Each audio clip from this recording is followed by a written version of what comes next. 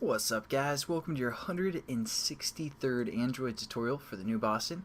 What we're going to do is we're going to set up kind of our widget class, again called Pointless Widget, and we're just going to get this working, show you guys some of the methods that we can use. And to create a widget, we need to extends the app widget provider, because again this is a provider that we're working with. And we again just import this, and let's see what methods we can use for this. So we're just going to right click, source, override, implement methods, and as you can see we can use 5 methods: on delete, on disabled, enabled, receive, and update.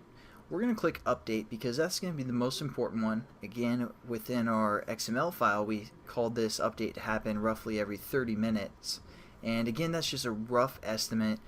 It's not exact, so keep that in mind if your activity isn't, or your widget isn't updating exactly at 30 minutes. Just kind of rough time frame that we're going to work with, and it's going to call this update method.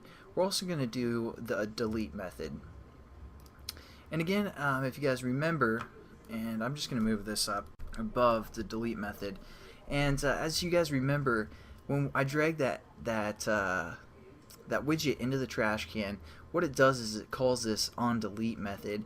So what I did is I created a toast to make sure that this method was being called, and at least that's what I did when I first started working with widgets. And it's always a good idea just to create toasts and display them, and hopefully they show up when they're supposed to. So we're just going to say toast make text, and we're going to refer to the context that's being passed in. As you can see, we get a context called context, so that's what we're going to refer to. And then all we're going to do is display a text like "see ya, sucker," and something like that.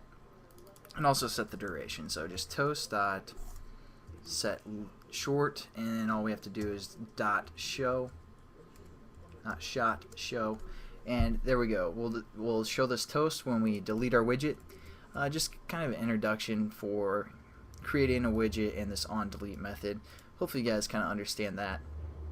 And then what we want this widget to do within the update method is change that bottom text view to a random number. And we've worked with like random before when we were doing random colors for our text play activity.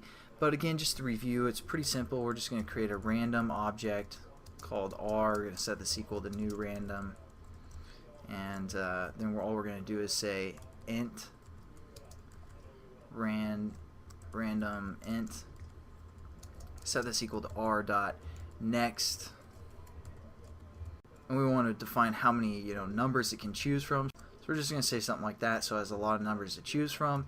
And then all we're going to do is convert that into a string, because again our text view, it displays a string. So we're going to call this rand, set that equal to the string value of the int. So we're going to say string value of our integer, which we called random int.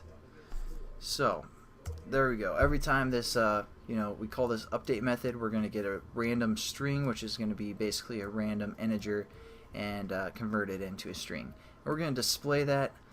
I don't want to get too much into, I don't want to move too fast, so that's probably going to be it for this tutorial. Again, the update method is called when we defined it within our widget stuff XML, or provider here, and that's hopefully going to be roughly every 30 minutes. And also, I don't know if you guys want to do this. I'm going to do this just to show you guys examples, but I deleted the config, and we're going to add that back later. But so you can either delete that and re-put it in later when I do, or leave it in there as well and just look at the examples I'm going to show you guys in the next few tutorials.